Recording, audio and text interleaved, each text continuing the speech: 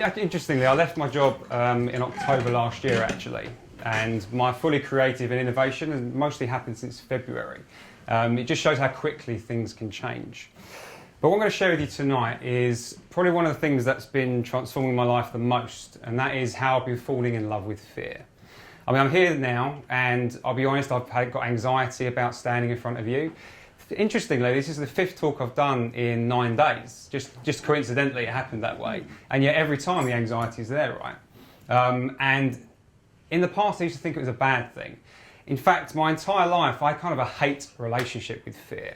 From when I went to senior school, and I went there and I decided that it wasn't enough just being me. So I created this whole life of who I was. You know, a guy had a girlfriend, a guy who'd done all these things. And what that meant was that then for the rest of my school life, I had to kind of live up to those things, which was impossible. So it created a kind of a massive amount of anxiety within me that I kind of lived through, you know, not being true to myself and, you know, all these lies.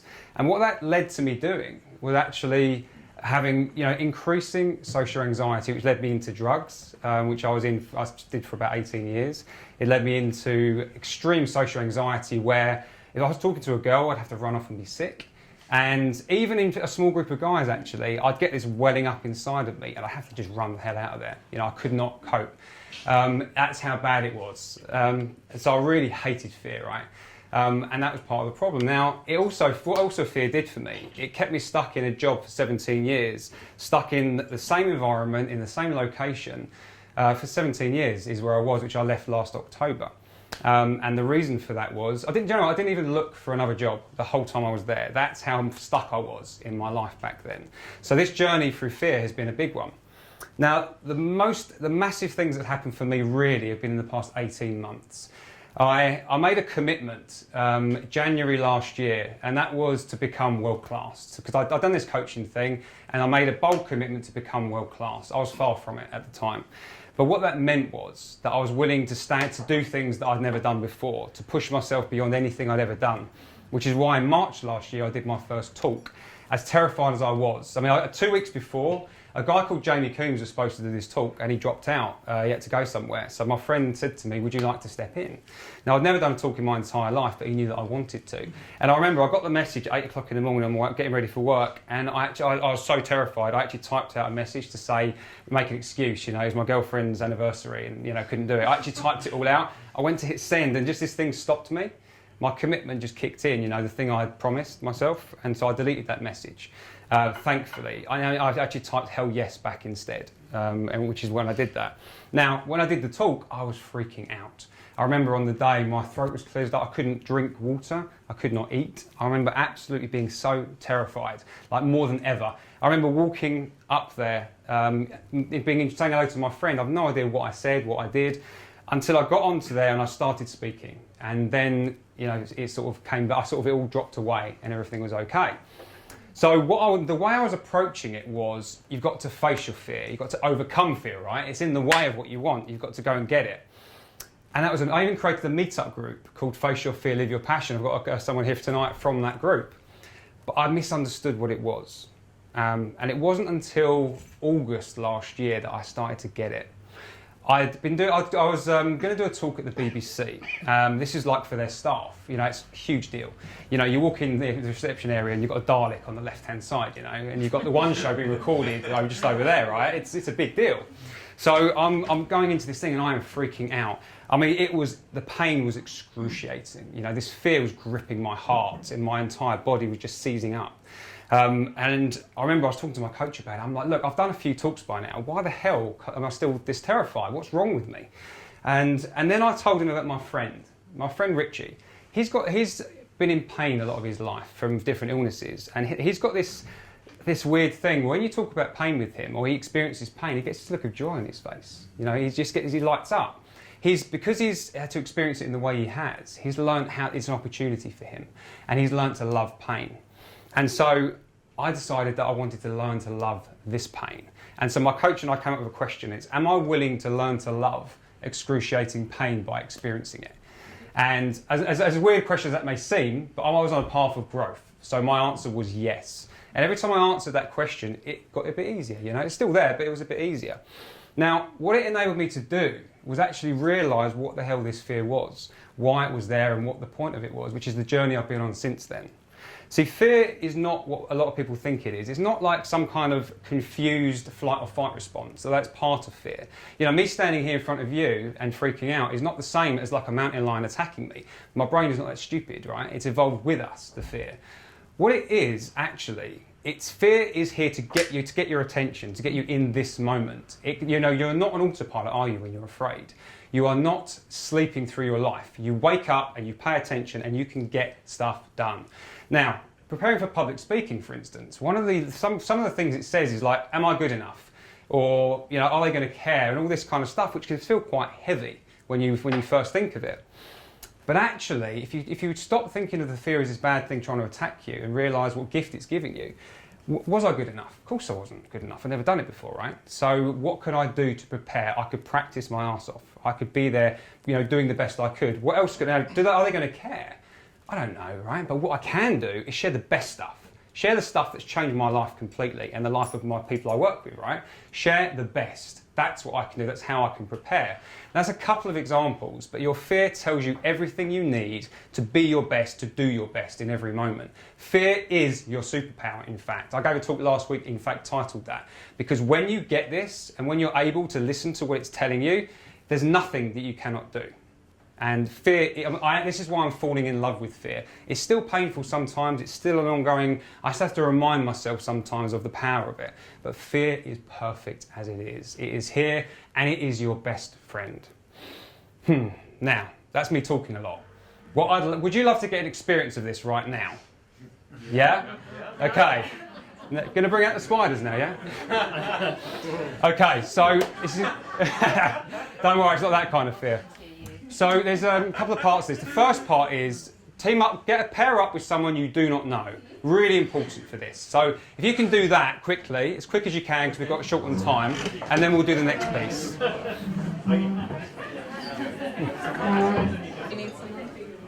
I'm fine. You're all right. Yeah. Okay, so there's two parts to this. There's person A and person B.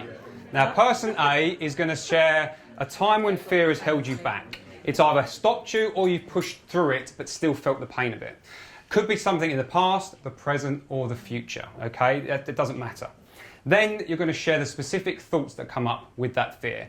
Person B's job is to maybe tease out what those thoughts are if they're not forthcoming, and to listen for the lessons, because a different perspective can often come from sharing. So person A shares and gives specific thoughts. Person B, the lessons, and feeds those back to the person. Be about a 2-minute exercise. I'll clap my hands and then you'll swap over, and then I'll clap my hands again and it will be done. I'm sorry, could you repeat the first bit? I certainly can. So two people. Person A is going to share a time when fear has held you back, or a time in the present, past, present, or future. And person B is going to listen and going to feed back the lessons from the thoughts that came up about that fear. Is that clear? Yeah. Any more questions? Okay, just the one more thing, because we're short on time. If I clap my hands, if you could just stop very quickly, and then the same at the end. So go to it.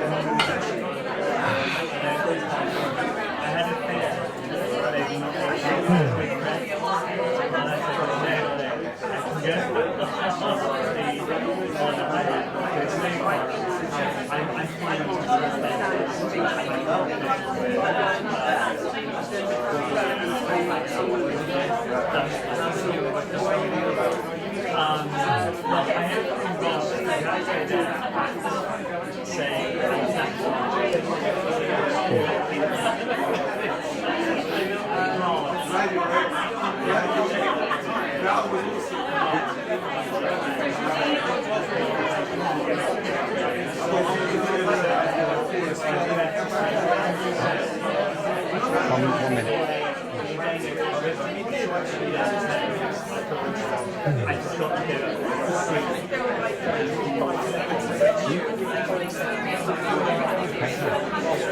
Well, I'm just going to get into swap.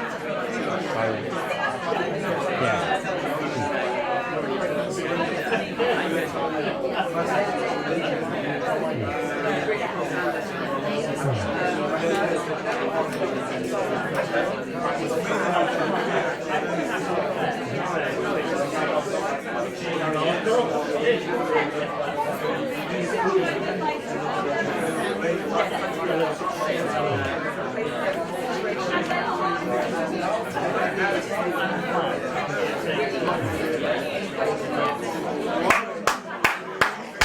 Okay, if you can swap over.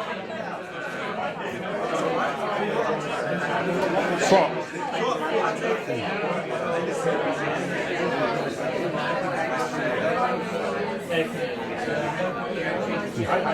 So I'll give you a 5-second warning.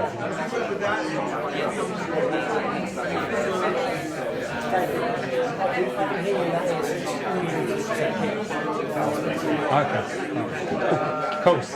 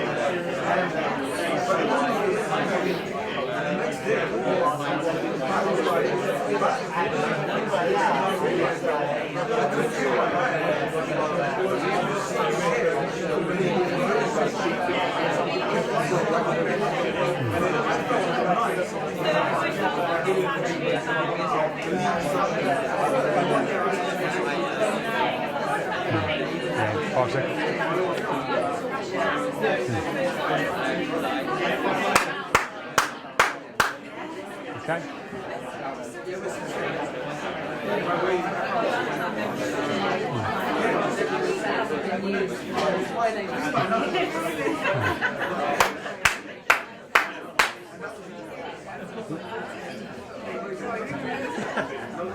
This is always my favourite bit, when everyone's buzzing and you can't get them to be quiet, you know? I love that so much. Now, if we had more time, I would ask you for your feedback and I'd get you to share the lessons and I'd maybe help you explore them even deeper so you could get a real understanding of that. Hopefully you have done that. But I'm here all night, so any other breaks, you're welcome to find me if you'd like to explore it any further. But that's just a little snapshot. You know, if you live your life through the lessons of your fear, it becomes this thing, it becomes this force that almost guides you, guides you to everything you could want. It's like, am I scared there? I'm not scared enough, so that's where I've got to go. It becomes like a reverse compass to everything you want in life. It is absolutely incredible, and it helps create what I call an exponential life, where you're doing things that are just, it's almost like seems like a dream world you're living in, because you're continually pushing yourself beyond. I live on this sort of excitement fear curve, and it's, it can be in any situation, whether I'm coaching someone, whether I'm out with friends or whatever I'm doing. It is absolutely exciting. When you think, if you can imagine something, like every week I have a self-assessment, right? And I have my vision, what my vision is going to be. And I imagine all these crazy things I'm going to do, like coach world leaders and run a team of coaches worldwide and all kinds of crazy stuff. And then I'm like, right, how can I create that now? And so then I seek out the people I need to. I do the bold things now. Beginning of the year, I decided I want to coach an astronaut. Just a weird thing that came up. And so, it seemed like an impossible vision. And then I started reaching out to them on LinkedIn, and within 2 weeks, I'm talking to all these astronauts and people at NASA and SpaceX. I'm like, oh shit, that's not impossible enough, right? So that's when I went beyond that, and I decided I want to coach the President of the United States one day, and world leaders and stuff like that, which is impossible vision, so I don't know if I'll get there or not. But it's damn exciting to be living through that, And it means that I'm reaching out to the people who I shouldn't even be in contact with for years to come, because I'm living through that and allowing that fear to guide me to the things I want most in life. So fear, and there's one more little distinction I want to share with you. People often say love is the opposite of fear. It's not true. Fear is love. It's just a different expression of love. What is it better than protecting you, than helping you prepare for everything you need in life than fear? Fear is fucking incredible. So live through fear. Fear is your superpower. Start to use it, and your life can become whatever you want it to be. Thank you very much.